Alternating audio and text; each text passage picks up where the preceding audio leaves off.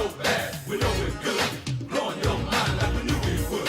You know we're just strutting for fun, strutting our stuff for everyone. We're not here to start no trouble. We're just here to do the Super Bowl shuffle. Well, they call me sweetness, and I like to dance. Running the ball is like making more mans. We had the goal since training camp to give Chicago a Super Bowl champ. And we're not doing this because we're greedy. The Bears are doing it to feed the needy. We didn't come here to look for trouble. We just come here to do the Super Bowl shuffle. When it comes to the greatest NFL team of all time, a few modern dynasties might pop in your mind. Teams like the Kansas City Chiefs, Buffalo Bills, Baltimore Ravens, or Philadelphia Eagles. They dominated headlines and amazed fans in recent years. What if I tell you that the most legendary franchises in NFL history topple these modern dynasties? You might be wondering, if not them, then who? Could it be the 2007 New England Patriots, the undefeated 1972 Miami Dolphins, or maybe the gritty 1976 Pittsburgh Steelers? All iconic in their own right, but one team stands above the rest. A team that has shattered records, forged legends, and electrified the league with every snap. That team is, without a doubt, the 1985 Chicago Bears. You know we're just strutting for fun, strutting our stuff for everyone. We're not here to start no trouble. We're just here to do the Super Bowl shuffle. The 1985 Chicago Bears are widely regarded as one of the greatest teams in NFL history, and for good reason. They finished their regular season with a dominant 15-1 record, powered by what many consider the greatest defense the league has ever seen. Their roster was stacked with legends such as Walter Payton, affectionately known as Sweetness, Jim McMahon, the rebellious punky QB, Mike Singletary, aka Samurai Mike, and Richard Dent, the relentless sackman. Just to name a few. Behind the scenes, the brilliance of defensive coordinator Buddy Ryan and head coach Mike Ditka shaped a team that was as strategic as it was ferocious. Their playoff run was a complete sweep, capped off with a Super Bowl victory with a staggering 21-point margin. That unforgettable season wasn't just about winning, it was about redefining dominance. Let's start in the beginning of this formidable team. Mike Ditka was starting off his third year as the head coach of the Chicago Bears. He made a big promise that he would take the Bears to the Super Bowl in 3 years. Now was his time to prove that the team was ready to win their Super Bowl. But Ditka wasn't alone. He had a group of players and coaches by his side, all working together to make history. The 1985 Chicago Bears were known for being super tough, mostly because of their famous defense nicknamed the Monsters of the Midway. Their defensive coach, Buddy Ryan, created a powerful plan called the 46 defense that confused and crushed other teams. It worked by sending a lot of defensive players to rush the quarterback, making it hard for the offense to move the ball and often causing turnovers. The cornerbacks and safeties played a tight man-to-man coverage, making sure no receivers got open. This defense was so good they only let up 12.4 points per game, forced 54 turnovers, 64 sacks that season. The team had amazing players like Richard Dent, Mike Singletary, Dan Hampton, and Otis Wilson. And there was William the Fridge Perry, a rookie with a lot to prove. He didn't know it yet, but he was about to become one of the most unforgettable defensive players in Bears history.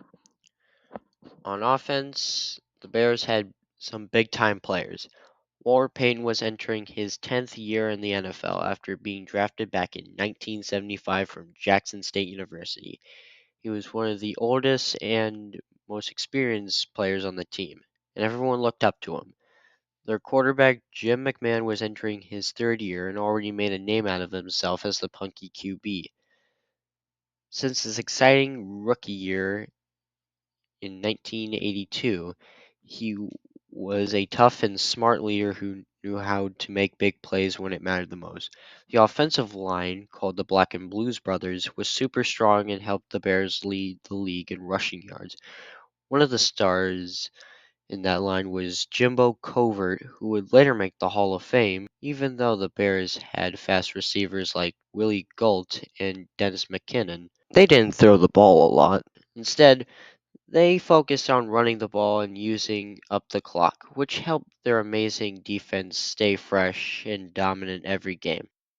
The Bears' first game of the season, the team got off to a slow start but came alive in the second half. The defense stepped up and shut down the Tampa Bay Buccaneers, helping the Bears pull off a strong comeback win of 38 to 28. In week 2, the Bears faced off against the New England Patriots, a team they would later face in the Super Bowl.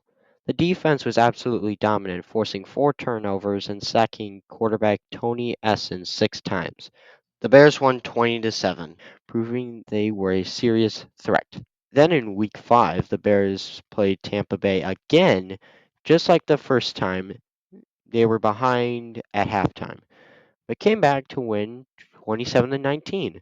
Walter Payton had a huge game, scoring his 100th and 101st career touchdowns in the second half, showing why he was one of the greatest running backs ever. Week 6 was a highly anticipated rematch against the defending Super Bowl champions, the San Francisco 49ers, which the Bears lost to them in the NFC Championship. The Bears' defense was unstoppable, sacking quarterback Joe Montana 7 times and dominating the game with their powerful running attack. They won 26 to 10 and sent a message to the rest of the league. In Week 7, the Bears would face their longtime rivals, the Green Bay Packers, in their first rivalry game of the season. They played at Soldier Field, home of the Chicago Bears on Monday Night Football. Bears' defense was once again incredible. They forced multiple turnovers and knocked Packers quarterback Lynn Dickey out of the game, cruising to a 23-7 victory. In week In week 8, the Bears had a rematch against the Minnesota Vikings, who had given them trouble earlier in the season during week 3. This time, the Bears were completely shutting down the Vikings offense, forcing 5 interceptions and recording 4 sacks with a dominant 27-9 lead victory.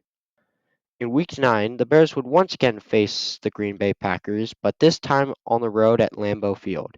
This game was a defensive battle, but the Bears came out on top with a 16-10 win. Walter Payton had an amazing performance, rushing for 192 yards and even catching a touchdown pass from rookie defensive tackle William the Refrigerator Perry. In Week 10, the Bears kept their winning streak alive by beating the Detroit Lions at home. Their strong running game and tough defense led to a 24-3 victory. Then in week 12, the Bears defense delivered another incredible performance. They held the Atlanta Falcons scoreless and limited them to 3 first downs in the first 29 minutes of the game. The Bears coasted to a 36-0 win, showing once again they were one of the most dominant teams in NFL history. In Week 14, the Bears played the Indianapolis Colts at home. Walter Payton scored a touchdown, and the team held on for a 17-10 win. In Week 15, the Bears showed their tough defense against the New York Jets.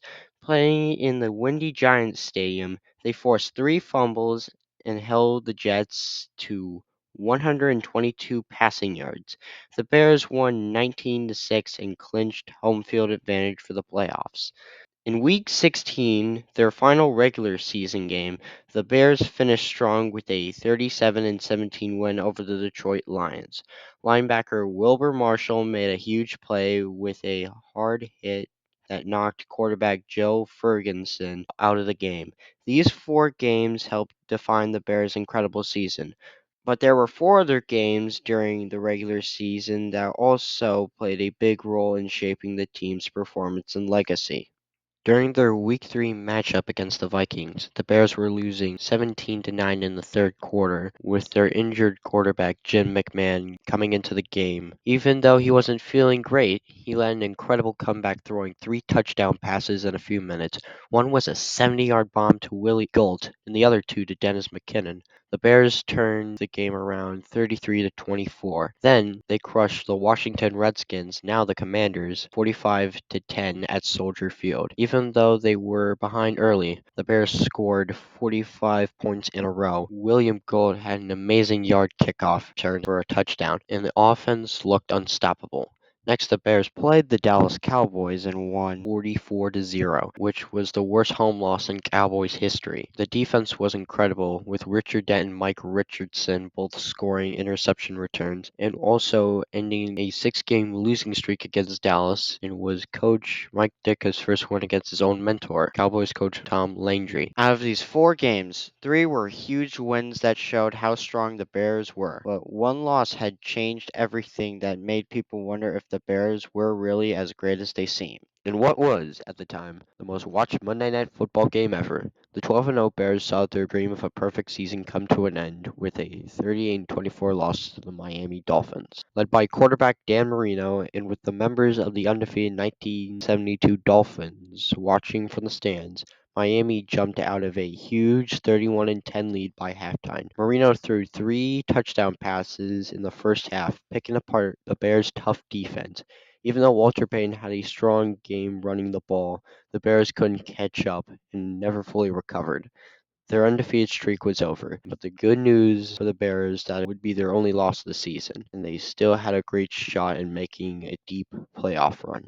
As the regular season came to an end, the Chicago Bears were the number one seed in the NFC, and the Raiders held the top spot in the AFC. Other strong teams in the playoffs included the New York Giants, the New York Jets, the Cleveland Browns, the Los Angeles Rams, San Francisco 49ers, the Dallas Cowboys, and the Miami Dolphins, and the team that would eventually face the Bears in the Super Bowl, the New England Patriots. In the wild card round, the Patriots beat the Jets, and the Giants pulled off a big win against the 49ers.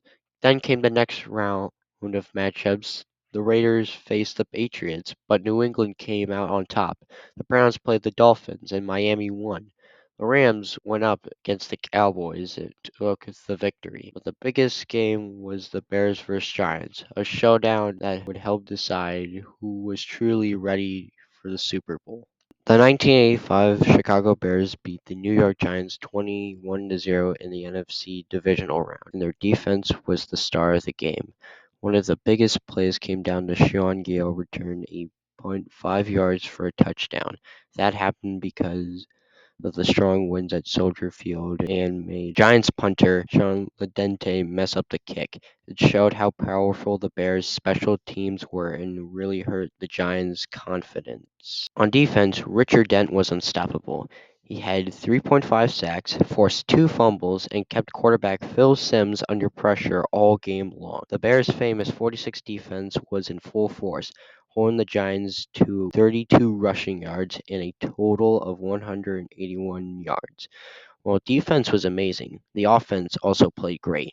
Quarterback Jim McMahon threw two touchdown passes to Dennis McKinnon, and the offensive line did a great job at protecting McMahon. He wasn't sacked once. Now the Bears were headed to the NFC Championship to face the Los Angeles Rams after the Rams beat the Dallas Cowboys. The 1985 Bears won the NFC Championship game against the Los Angeles Rams with a awesome 24-0 shutout. The defense was incredible and made some huge plays. One of the biggest moves was when they completely shut down Rams star running back Eric Dickerson, holding him just 46 yards, even though he had rushed for a record 248 yards this week before. The Bears' offense started strong too, with quarterback Jim McMahon running a 16-yard touchdown to finish off the first drive of the game. Later on, defense stars like Richard Dent, Dan Hampton, and William the Refrigerator Perry each got sacks, forced turnovers. The most exciting play came near the end of the game when Richard Dent knocked the ball loose from the Rams quarterback Dieter Brock, and linebacker Wilbur Marshall scooped it up and ran 52 yards for a touchdown. Just as snow started falling at Soldier Field, the moment showed how unstoppable the Bears were in the playoffs. With a perfect playoff sweep and the NFC title in their hands, the Bears were finally heading to the Super Bowl to face the New England Patriots. Quick recap. The Patriots were the fifth seed in the AFC, which meant they had to play in the wild card round. They started by beating the New York Jets 26-14. Then they pulled off a big win against the number one seed Raiders, winning 27-20. In the AFC Championship, they faced the Miami Dolphins, a team many people thought would go to the Super Bowl, especially since the Dolphins were the only team to beat the Bears that season. The Patriots surprised everyone by upsetting the Dolphins 31-14. That victory gave Bears fans even more hope that their team could win the Super Bowl. Super Bowl 20 was played in the Louisiana Superdome in New Orleans and was the perfect ending to one of the most dominant seasons in NFL history. The Chicago Bears' famous 46 defense, led by defensive coordinator Buddy Ryan, completely crushed the Patriots' offense right from the start.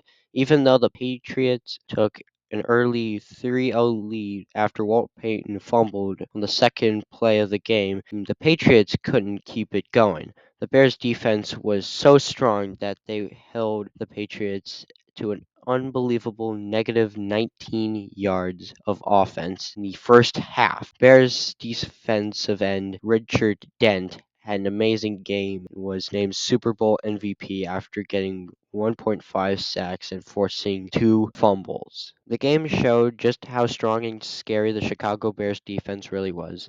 They kept getting sacks and forcing turnovers, which gave the Bears a lot of chances to score. Even though Walter Payton didn't get a touchdown, Jim McMahon ran in for 2 of them. Most famous moment of the game came in the third quarter when defensive lineman William the Refrigerator Perry was given the ball on offense. He powered through the defense and scored a 1-yard touchdown, making the crowd go wild and sealing the Bears a huge victory. By the time the game was over, the Bears had set a record of having the biggest Super Bowl win ever at the time. Their 46-10 record blowout was a powerful statement from a team that had only lost one game all season and had shut out both their early playoff opponents. For the Patriots, who were a wildcard team and had surprised everyone by making it to the Super Bowl, the game was a tough ending to an otherwise great season. The Bears' amazing performance throughout the year proved they were one of the greatest NFL teams in history. The 1985 Chicago Bears are remembered as one of the greatest football teams ever. They finished their season with an amazing 15-1 record and had one of the best defenses in NFL history. Their coach, Mike Ditka, was known as a football genius. The Bears crushed their opponents in the playoffs, beating the Giants and the Rams without letting them score a single point. They won the Super Bowl by a 21-point margin. Their incredible season made them a legendary team that will always be remembered in NFL history. Bears became a name every football fan knows. We are the Bears, shuffling crew, shuffling on down, doing it for you. We're so